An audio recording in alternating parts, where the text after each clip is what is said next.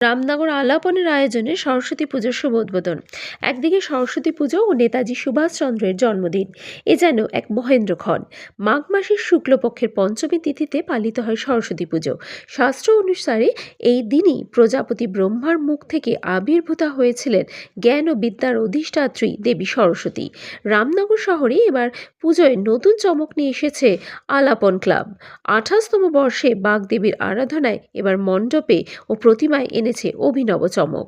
আজ সরস্বতী পুজোর শুভ উদ্বোধন হলো মহাসমারোহে। উদ্বোধনে উপস্থিত ছিলেন রামনগর 1 নম্বর পঞ্চায়েত সমিতির কর্মদক্ষ কৌশিক বারিক, রামনগর 1 নম্বর পঞ্চায়েত সমিতির সদস্য দীপক স্যার। দীপকবাবু বলেন, সরস্বতী হলেন বিদ্যা ও জ্ঞানের দেবী। তার পুজো মানে অজ্ঞতার অন্ধকার দূর করে জ্ঞানের আলোয় আলোকিত হওয়ার প্রার্থনা, সৃজনশীলতার বিকাশ, শিল্প, সাহিত্য, সঙ্গীত ও সৃজনশীলতার দেবী। সেই ভাবনাকে এবার পুজোর থিমে তুলে এনেছেন ক্লাব আলাপন।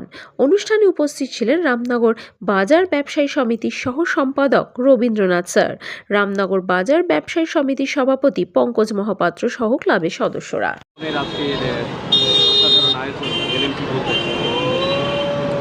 এই এলাকার তরুণ তাজা ছাত্র যুব সম্প্রদায় দ্বারা সংগঠিত ক্লাব আলাপন, তারা যে কেবলমাত্র যে মাতৃ আরাধনা করে ক্ষান্ত থাকেন তা নয়, বিগত বছরের মতো এবছরও তারা বাগদেবীর আরাধনায় ব্রতী হয়েছে। সাথে সাথে ক্লাব আলাপনের সকল কর্মকর্তা বিভিন্ন ধরনের সমাজসেবামূলক কাজের সাথে যুক্ত থাকে এবং ক্লাব আলাপন বছরে 365 দিন মানুষের সাথে মানুষের পাশে নিজেদেরকে নিয়োজিত করে রাখেন।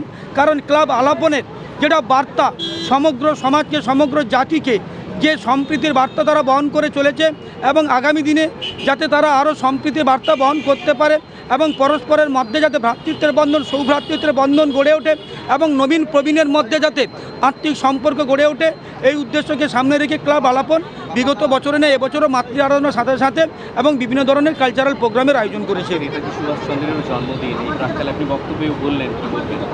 নেতাজি সুভাষচন্দ্র বসু ভারতবর্ষের স্বাধীনতা আন্দোলনে একজন জাতীয় নায়ক ছিলেন এবং ভারতবর্ষের স্বাধীনতা আন্দোলনের মহা ক্ষত্রিয় হিসেবে পরিচিতি লাভ করেছিলেন। নেতাজি সুভাষচন্দ্র বসুর চিন্তাভাবনায় ভাবিত হয়ে, নেতাজি সুভাষচন্দ্র বসুর ভাবধারায় ভাবিত হয়ে বর্তমান তরুণ ছাত্র যুব সম্প্রদায়কে এগিয়ে চলতে হবে। তার কারণ হচ্ছে যে নেতাজি সুভাষচন্দ্র বসু বলেছিলেন, তোমরা আমাকে রক্ত দাও, আমি তোমাদের স্বাধীনতা দেব। তার সেই বাক্য আজও সমগ্র তরুণ ছাত্র যুব সম্প্রদায়কে অনুপ্রাণিত করে। তার এই কথার মধ্যে যেটা মূল বৈশিষ্ট্য ছিল, স্বাধীনতা কেউ দেয় না, স্বাধীনতাকে অর্জন করতে হয়, স্বাধীনতা হচ্ছে আমাদের অধিকার। তাই জন্মভূমি, পিতৃভূমি, মাতৃভূমি রক্ষা করা আমাদের সকলের দায়িত্ব। আমরা নেতাজি সুভাষচন্দ্র বসু আদর্শ অনুপ্রাণিত হয়ে আমরা চেষ্টা করব আগামী দিনে আমাদের দেশ, জাতি, রাষ্ট্র, আমাদের জন্মভূমি, পিতৃভূমি, মাতৃভূমিকে আমাদেরকে রক্ষা করতে হবে। একদিকে সরস্বতী মায়ের আরাধনা, একদিকে 23শে জানুয়ারি সুভাষচন্দ্রের জন্ম, একটা মহেন্দ্রক্ষণ। আজকে উদ্বোধন হলো পুজো, কি বলবেন? আজ আমাদের দেশনায়ক নেতাজি সুভাষচন্দ্র বোসের 129তম জন্মজয়ন্তী দিবস। তাই দেশনায়কের প্রতি আমার গভীর শ্রদ্ধা এবং প্রণাম জানাই। আজকের এই মহান দিনটি, আজকে স্বাধীনতা সংগ্রামী একদিকে রাজনীতিবিদ, তার জন্মদিবস আজকে সারা রাজ্যের সাথে সারা ভারতবর্ষে আজকে পালিত হচ্ছে এবং আজকে একটি শুভ দিন, শুভক্ষণ, তাৎপর্যপূর্ণ সন্ধিক্ষণে ক্লাব আলাপনের ব্যবস্থাপনায় আয়োজনে 28তম বর্ষে আজকে মণ্ডপের দ্বারোদ্ঘাটন এবং মৃন্ময় মূর্তি আবরণ উন্মোচন।